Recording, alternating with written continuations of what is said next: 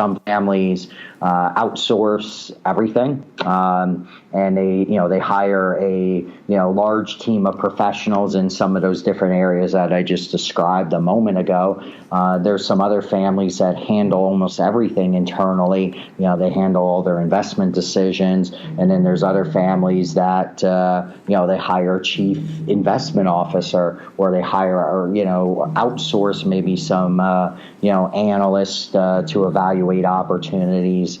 Welcome to CREPN Radio for influential commercial real estate professionals who work with investors, buyers, and sellers of commercial real estate coast to coast. Whether you're an investor, broker, lender, property manager, attorney, or accountant, we're here to learn from the experts.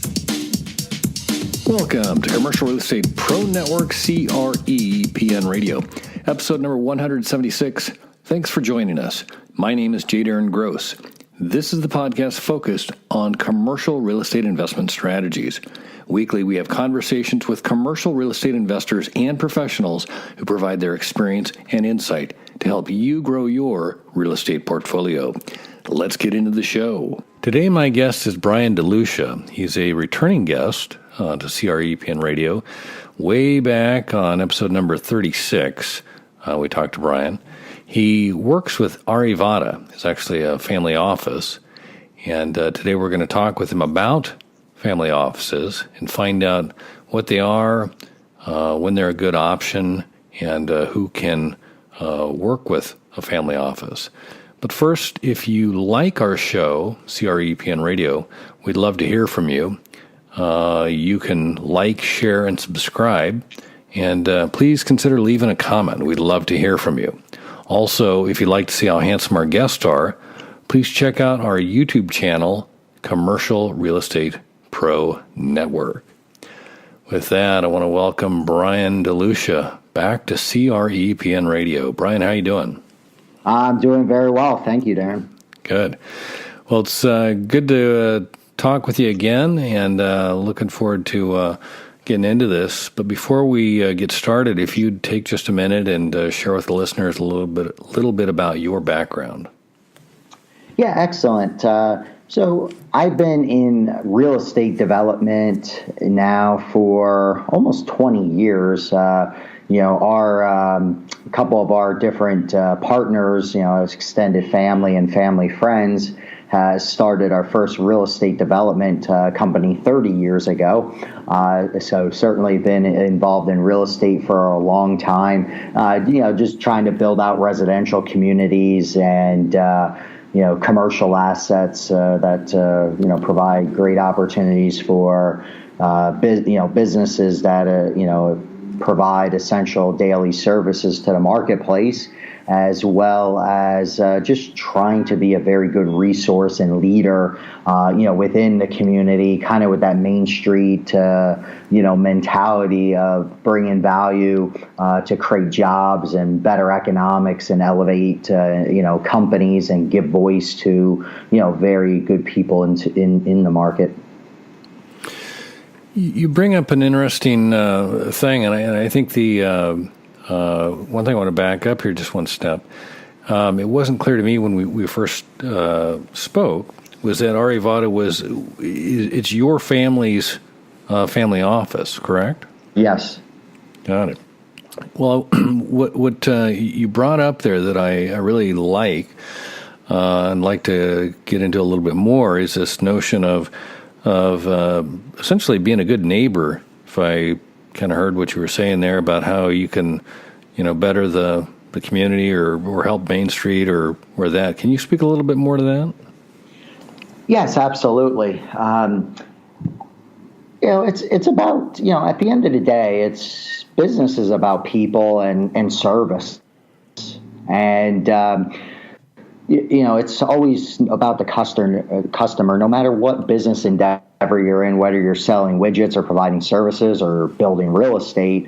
It always starts, with the consumer and providing a real quality service. So ultimately, principally, we've always been involved in real estate development. So for us, it's always been about, creating better places for people to live, and certainly creating better places for people to work. And also through, another business endeavor with us, certainly being very active in the telecom industry, we're, creating opportunities for, people for communications, and certainly into emerging and, markets, providing much better, power and, telecom infrastructure, like in, certain areas of Africa and Southeast Asia. Yeah, I would guess that some of those areas, when you guys go in, you probably have higher speed communication access than a lot of the established, U.S. communities where you have more of kind of an older copper plant and that. Oh, absolutely. I said there's a substantial upside, that continues in the telecom industry, just, mainly because, here in the U.S., certainly we are very outdated in a lot of technology. Plus, there's always, emerging technologies that continue to lift the industry forward. And then, outside the U.S., you have a lot of countries that are fast growing, emerging. You have certain, countries and cities, and communities, let's say in Africa, that are among some of the fastest growing population centers, and becoming more and more westernized, and becoming, obviously real infrastructure needs for, communications and, infrastructure, certainly housing. I mean, we're not personally involved in housing in Africa, but, we are friends with groups that are, and, definitely very, very vast needs, for a maturing population in that part of the world. Gotcha. So, backing up just one, maybe two steps here, can you describe for the listeners just exactly what a family office is? Yeah, absolutely. It is, in many ways, the nerve center for a family. And so in some aspects, it's set up really always for your, managing all your business and personal and family affairs, transferring wealth to the next generation, preparing your next generation, your children, especially for, whatever their interests are in business, whether it is the family business, or if they have outside, business, interest in other industries, that, you want to certainly be able to prepare them for. And at the same time, you have your, investment, strategies, obviously, as I said, estate strategies with transfer of wealth, and, asset protection, and certainly you have your, various different levels of legal counsel and accountants, and the whole 9 yards of a professional team that has to be very well aligned together, working with each other, but also in, conjunction with the family, and in the best interest of the family and the family's mission, which is extremely important. But one thing I think to keep in mind with family offices is they're all different. Some families outsource everything, and they hire a large team of professionals in some of those different areas that I just described a moment ago. There's some other families that handle almost everything internally. They handle all their investment decisions, and then there's other families that they hire a chief investment officer, or they hire or outsource maybe some analysts to evaluate opportunities. So there's a lot of different, makeups of family offices, and even beyond that, you have what you call a multifamily office, where you may handle what is like a quasi wealth management firm, or a firm that will handle a lot of your governance, and asset protection strategies as well. So there's definitely a lot of different makeups to a family office, or definitions of a family office. Are they new, or is it just kind of more of a hyper awareness that's come about? Honestly, hyper awareness. I mean, family offices have been around for a long time. Starting back in the many generations ago with the Rockefellers or the Mellons, setting up a formal family office, or the Vanderbilts, some of the traditional families, and now some of those families are people in our circles at the 5th, 6th, and 7th generation. But it's a term now that is being used, I would say, a lot more loosely and frequently in the marketplace, in terms of people setting, more and more families setting up family office structures, but maybe being a little bit more public about it. And then there's just a lot of other individuals that certainly like to attach the name family office, for awareness or brand recognition, but there's definitely a lot more awareness of that term family office than there was, let's say, 10, 15, let alone 20 years ago.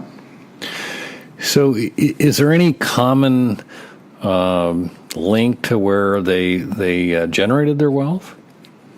Certainly many families generated their wealth in real estate. There's other families that, generated wealth in, let's say, manufacturing or, services businesses, infrastructure. Obviously there's some families with railroads.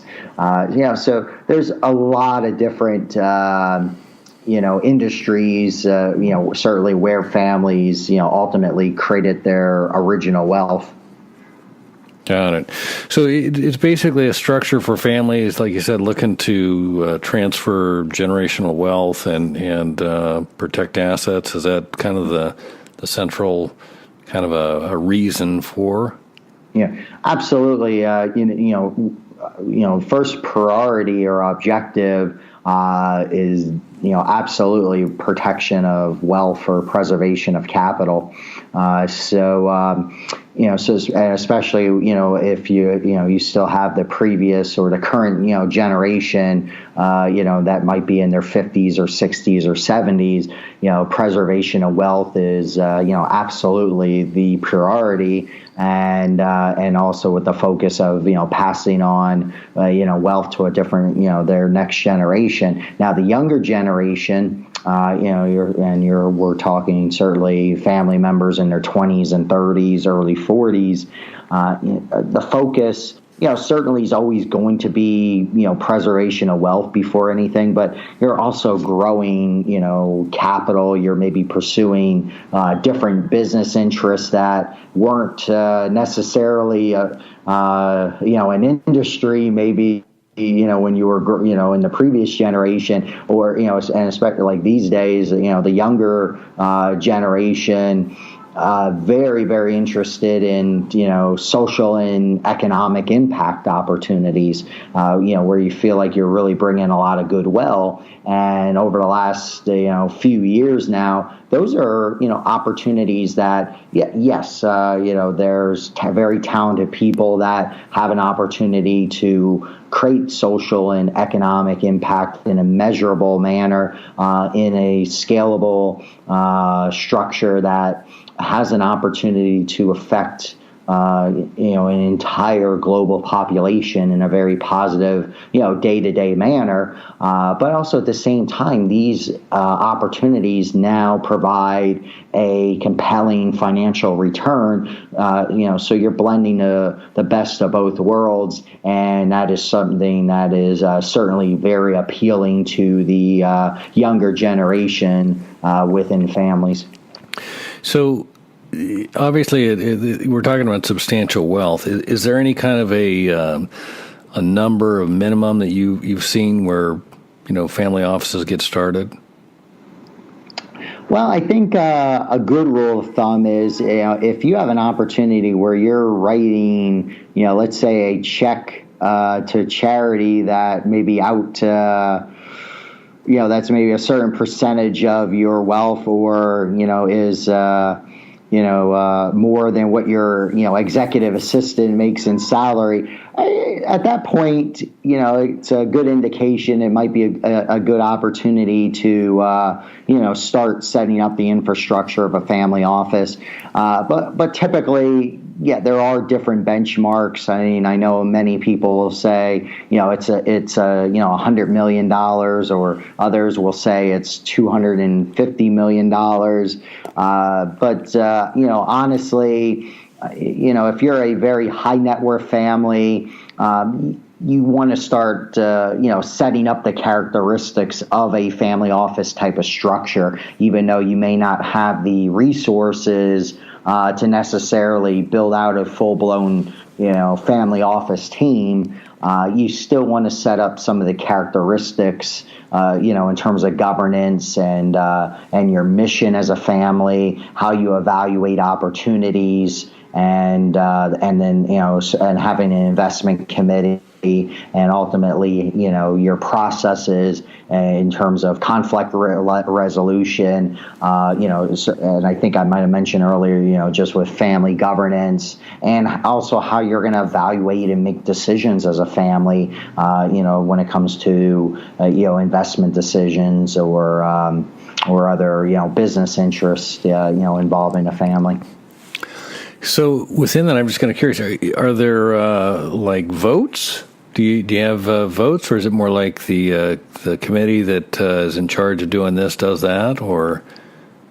Well, as I mentioned, every family has a different structure, or setup or philosophy, But certainly, if you have an investment committee, you're going to have, a vote at any time, or if you're making decisions in terms of some type of strategy, discussion in terms of where your family's shifting in terms of business interests, or setting up, let's say, some asset protection strategies. You're going to have very specific guidelines in place that you set up as a family. Either you set those up internally as a family, or with the assistance of an outside advisor, or if you hired a multifamily office to handle that, and guide you through that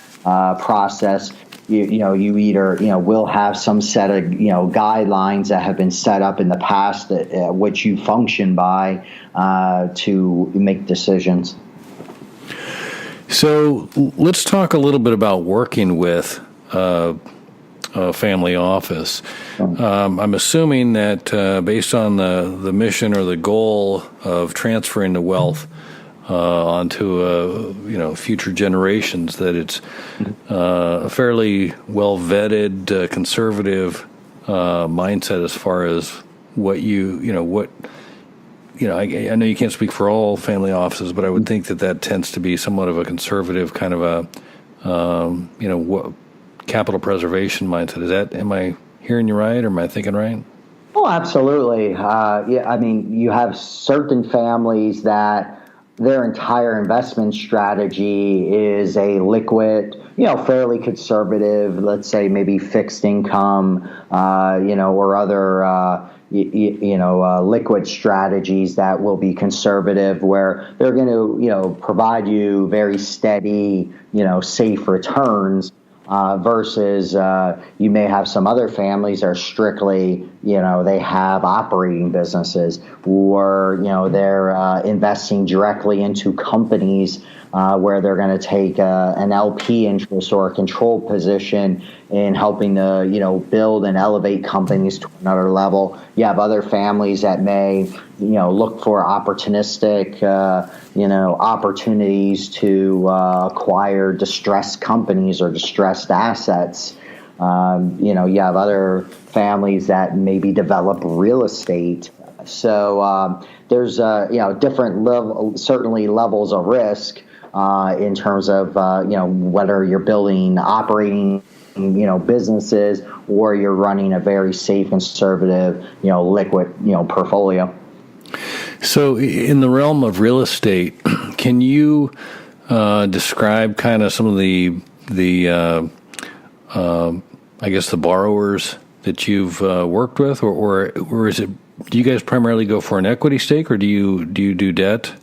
Well, we personally have our own operating businesses in real estate development where we're the GP or general partner, and we're actually controlling the acquisitions and development. And handling a lot of that in house.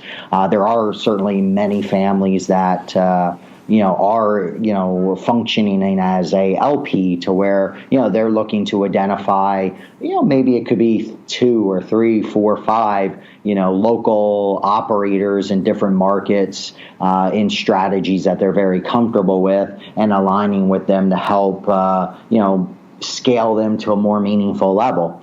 There's other families that maybe if they built their wealth in, let's say, the logistics business, they may look at identifying other family-owned logistics companies or founder-owned logistics companies that they find very quietly through their personal relationships where the company is doing well, but there's a lot of upside in a company, and if the company not only had more liquidity, they can certainly scale to a much higher level, but the family also is bringing, their experience in generating their wealth in that industry to bring that strategic value, that leadership, and their Rolodex, as I said, to help, certainly lift that type of company. So, again, there's different philosophies or strategies, for any given family based upon, their background. Like, a great example as well is, let's say families that primarily have been in the oil and gas industry, and maybe built their wealth in that industry, or that's been the source of their wealth and current revenues. They may want to, and this has been common, where they want to diversify a little bit of their, income and portion of their wealth outside the oil and gas industry. So maybe they want to, have some positions in real estate, and at that position, I should say at that point, they have to make a decision how they want to approach that. Do they work through a fund manager who's going to, kind of, I guess you would say, invest their capital alongside of many other investors, through a blind pool strategy where they where they have discretion over your capital to acquire whatever assets that they deem acceptable, or instead are they going to go more direct and identify, this is a very talented, real estate operator. He's in a market that, we're comfortable with.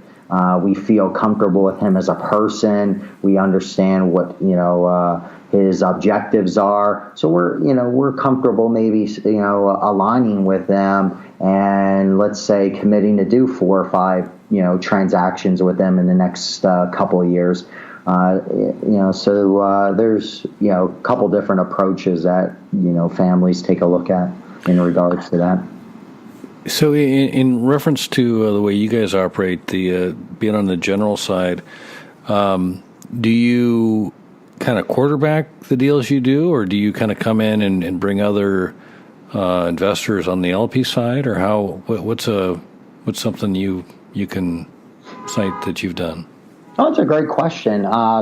So we have a significant amount of our own capital into these transactions. So anytime when it comes to, let's say, a multifamily real estate development, The land, we're typically acquiring with all our own, capital. And then if we're going to do the construction, certainly you're going to have a construction loan from a lender. And then from there, you're going to put a sizable amount of your own capital into the transaction. But then you do tend to leave, some portion open, for a limited partner to come in. So on a lot of transactions, we do have one, family that's maybe within our circles that we're comfortable with, and they'll come in, as a limited partner into the project. Got it. So do you guys do any lending then at all, or is it just pretty much you guys focus on new construction? Is that primarily what you guys are involved in? Yes, these days we're primarily practicing real estate development. There are, to answer your question more broadly, there are families that are very active in the lending space. Many of them are looking to lend, very opportunistically, and it's a blend of, downside protection and a compelling reason to make a loan or an investment. So there's, especially when it comes to, let's say, special situations or story transactions where you have very good people, very sharp people behind the transaction. You have some real collateral that provides security for the transaction, so that protects all your downside protection. And also at the same time, there's got to be a compelling reason for an ultra high net worth family to issue a loan or make an investment, because at the end of the day, the family does not have to write a check per se. They've already generated their wealth. It's their own money. They're not under pressure from outside investors to aggressively deploy capital. So typically a single family office is in a position to where they can be choosy and very, very selective in terms of finding the transactions that maybe have a little bit of that story and twist to them, but the downside protections in place through very good collateral. You're very comfortable with the people, but then there's a very compelling economic reason to essentially align yourself with that, not only with that transaction, but also the people involved behind the transaction. Is that anything that you, or if somebody were looking for introductions, if somebody had an opportunity, and I mean, I think right now, just with interest rates, are trending up. I mean, you always hear about something changing last minute, kind of thing. Is that, do you, I guess what I'm trying to look for is, do you, being a family office, do you network with other family offices if there's something that doesn't fit your appetite, that you guys would, make an introduction or make a call?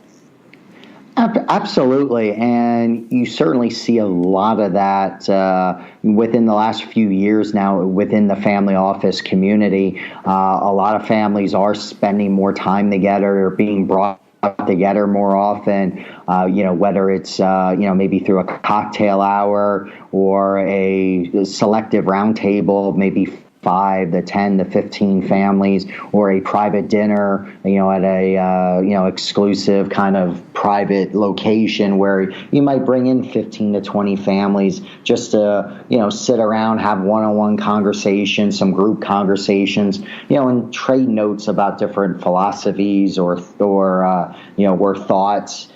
Specific, situations, and that's one of the things I always say is certainly you want to watch how you treat a family office, because we do all, certainly communicate with one another. So, there is something that, where somebody can be blacklisted if they're not, let's say, playing a ethical game, so to say. But certainly to answer your question, yes, family offices do tend to communicate with each other within circles, and some handle it different than others. I mean, there are families that have a very formal process with that, where they will look at other transactions and maybe get involved from a formal advisory perspective or a loose consulting perspective, or just selectively, align, a family that they believe would, work together well with a specific, transaction sponsor. So definitely, there's a lot of that, this type of activity in the market. Got it. Are there any tips that you could provide the listeners with as far as how to go about reaching out or connecting with the family office if that was something they were looking to do? Mm-hmm. No, absolutely. And different families have philosophies on how this works. I mean, there are a lot of families that are very discreet, that they do not publish their addresses or their phone numbers or their email addresses. Unfortunately, some of them do get intercepted sometimes and land up on, out there in the market a little bit. But for the most part, it's a matter of trying to meet families through trusted relationships or gatekeepers is probably the most effective way. Because it is very difficult, in my opinion, to cold call a family office because there is that a level of trust, and it is a relationship oriented process. I'm of the belief, in the business environment that we're in 2018, I like to remain engaged in the marketplace. I believe, you have conversations with people at all levels of the market, or the business community. And, you gather a lot of good intelligence. You see, who are really good people to work with or stay away from. What are people doing? What is trending out in the marketplace these days? So I think it's always important to, gather a lot of intelligence and be, and be, educated and what's happening in the market, and identify really good, talented people. Because it helps you, I believe, in your principal, business, having that, background information. I know as, in, what we do in real estate development, it's a plus when you have an idea what's happening in the community, what's trending with other businesses or industries, certainly within a specific community. So I believe that's very important, but at the same time, you also have to maintain that level of discretion. And that's one of the reasons why we've tried to set up the best of both worlds, where we set up an entity and a brand that would be recognizable and allow us to, function in the marketplace as a, kind of in a public manner, but have that, so-called, I guess you would say, wall that keeps everything else, very discreet. Gotcha.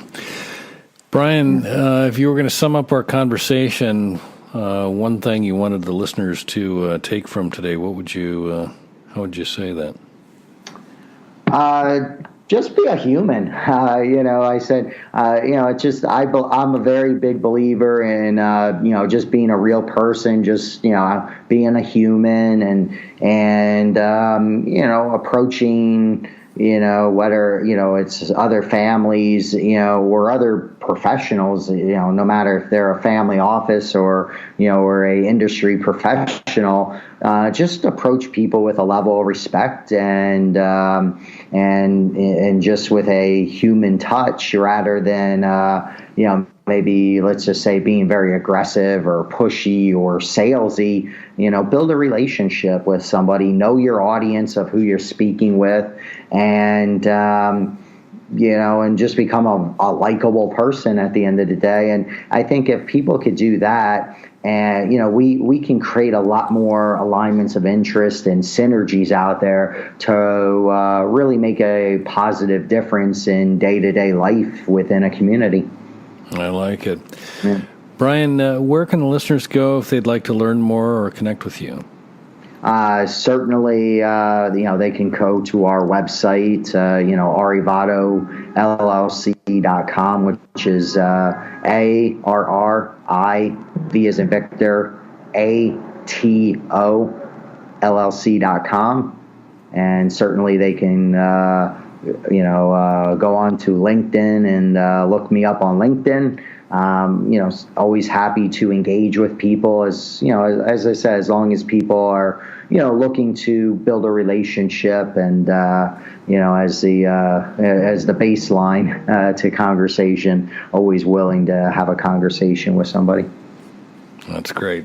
Thank you. Hey, Brian, I want to say thanks again for taking the time to talk. I've enjoyed it, and look forward to doing it again soon. Oh, thank you very much. I appreciate it. It's been my pleasure. All right. And for our listeners, if you like this episode, don't forget to like, share, and subscribe. Remember, the more you know, the more you grow. That's all we've got this week. Until next time, thanks for listening to Commercial Real Estate Pro Network's CREPN Radio.